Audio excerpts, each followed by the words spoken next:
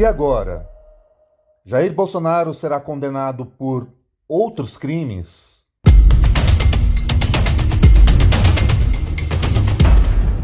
Por que o Brasil permitiu que esse homem chegasse ao poder?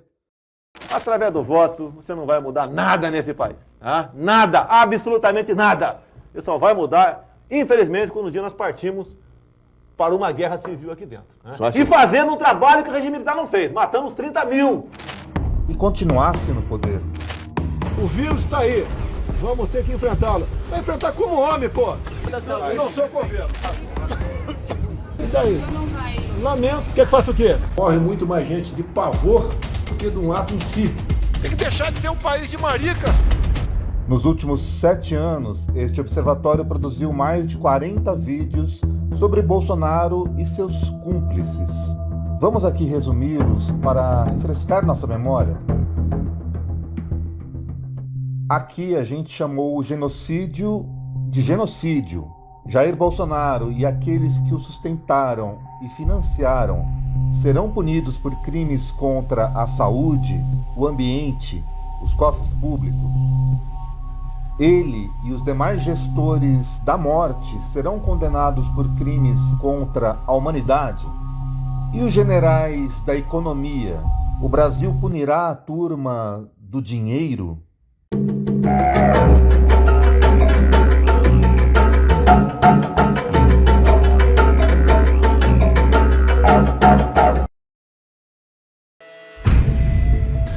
Eu fui num quilombola em Eldorado Paulista.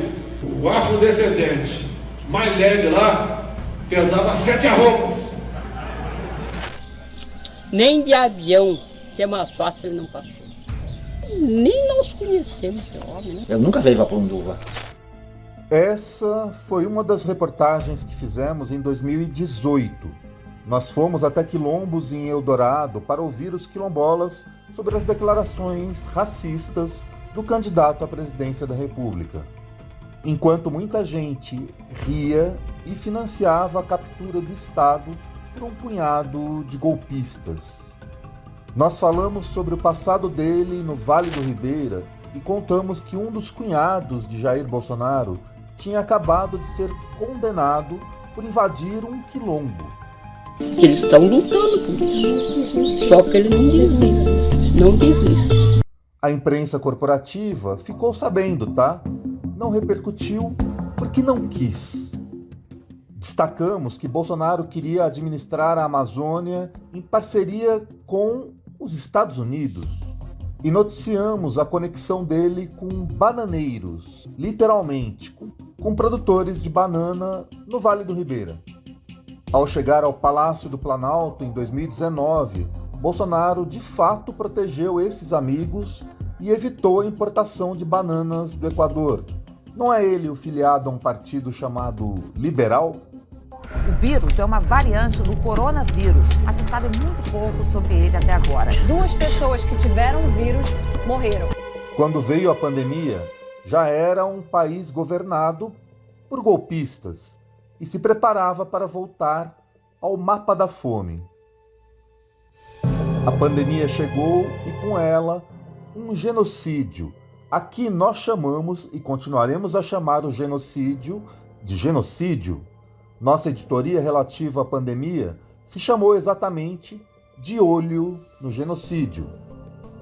Vejam aqui o primeiro vídeo sobre o tema, em março de 2021. Título: Genocida, sim. Nós dizíamos ali que o Brasil precisava se organizar para punir Bolsonaro. Vejam o segundo vídeo sobre supremacismo. Não são apenas gestos, não são apenas trapalhadas. Trata-se de uma política de governo, uma política excludente. Falamos sobre o papel dos militares e do mercado no genocídio. De Pazuello e de Osmar Terra, da bancada ruralista e de provas. Aproveite e se inscreva agora em nosso canal. Estamos chegando aos 100 mil inscritos. Em nosso site, ainda em 2020, publicamos uma série chamada A Esplanada da Morte. sobre o papel de cada ministro ou outros chefes do governo Bolsonaro na gestão da pandemia. Uma dessas reportagens reuniu 100 atos e frases de violência de Jair Bolsonaro, de todos os anos anteriores. O Brasil não pode se esquecer disso. Durante a campanha de 2022, a violência estava a serviço também da reeleição. Jair Bolsonaro e seus aliados golpeavam pelo país. E ele mentia deslavadamente. Nós fizemos 8 vídeos em uma playlist chamada Ele Mente. Ele mentia sobre fome e pobreza, mentia sobre mulheres e Covid, sobre vacina e corrupção, sobre armas e fogo. Mentia. Ao mesmo tempo em que resumíamos as mentiras em nosso canal, nós publicamos em agosto e setembro de 2022 uma série de dossiês sobre algumas das políticas de violência e captura do Estado por Bolsonaro e seus cúmplices. Começamos pelas bananas, ou seja, pelos conflitos de interesses. E falamos sobre a implosão do ambiente e da reforma agrária, sobre armas, mineração e tráfico de ouro, censura. Essas ilustrações foram feitas pelo cartunista Aroeira e ajudam a sintetizar aqueles anos predatórios. As eleições se aproximavam nesse país cada vez mais armado e as comunidades rurais sofriam ainda mais violência, em nome do bolsonarismo. Nós fomos até o Maranhão, Mato Grosso, Rondônia e ao Vale do Ribeira, em São Paulo, contar algumas dessas histórias.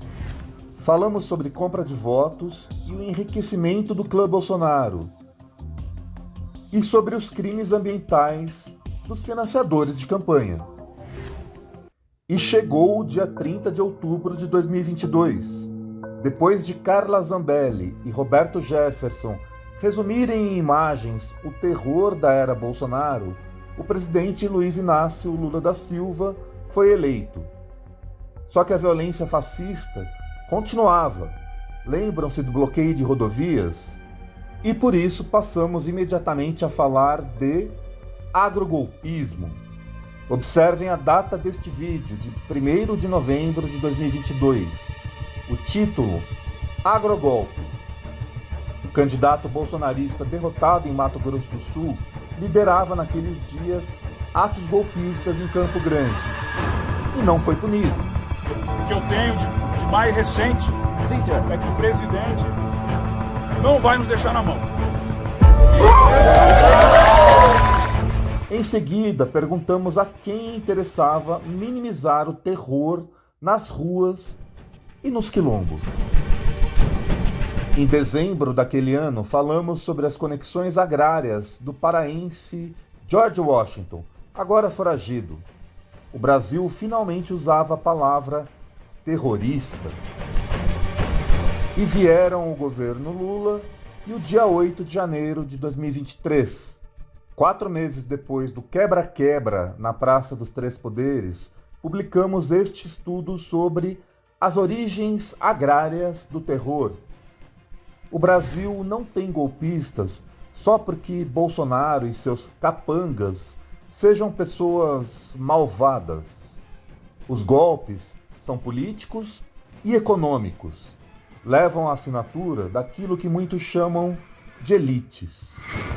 O país que agora condena Jair Bolsonaro está sob ameaça direta dos Estados Unidos porque multiplica seus oportunistas sob o disfarce de patriotas. Porque a lógica é a da pilhagem. E esse é o mesmo país que viu em agosto 111 deputados se amotinarem na Câmara com discurso e práticas igualmente golpistas. Essa mesma Câmara que acaba de aprovar a PEC da blindagem, apelidada de PEC da bandidagem. E é por tudo isso que o Brasil não pode achar que a condenação de Bolsonaro por golpe contra a democracia seja suficiente, sob pena de ser vítima de mais um golpe eficaz e se tornar novamente uma ditadura. Um dos problemas centrais da imprensa corporativa é que ela não tem memória. Essa imprensa que apoiou o golpe de 64 não enfrentou o governo Bolsonaro, como fez boa parte da imprensa independente. É claro que não fomos o único veículo a cobrir a eleição e a gestão de Jair Bolsonaro de forma crítica. Talvez os únicos a criar uma editoria com a palavra genocídio. Por sinal, você pode ajudar a manter nossa equipe de jornalistas e pesquisadores a partir de R$ 25 por mês. Aqui a gente enfrenta o poder político e econômico e corre riscos. Estamos resumindo nossa cobertura como exemplo de que esse senhor chegou ao poder e nele se manteve sob os signos da impunidade e da cumplicidade. Um golpista é um golpista e seus financiadores. Enquanto ele atacava a democracia, veículos da grande imprensa mordiam e assopravam. Por quê? Vejam aqui o diretor de redação da Folha e outros jornalistas gargalhando ao lado do golpista. Eles riam e riam e riram enquanto o capitão atacava jornalistas em entrevistas e puxadinhos, e enquanto as pessoas eram enterradas em valas coletivas. Dissemos que a maior homenagem às vítimas seria exatamente um país com memória. Em nome da vida, em nome da história, em nome da resistência, pela memória de 500 mil brasileiros e pelo futuro de 200 milhões. A vida deles não terá sido em vão, desde que a gente varra este homem e seus cúmplices. Caía a tarde feito um viaduto e um bêbado trajando luto me lembrou Carlitos. Muito mais gente andou de mãos dadas com os golpistas e genocidas. Uma legião de políticos e empresários que faziam com ele gestos de arminhas, financiavam suas campanhas e apoiavam a boiada. Esses que também golpearam a democracia serão punidos? Não vai ter 1 centímetro demarcado para reserva indígena ou para quilombola. E esses racistas que riram e aplaudiram?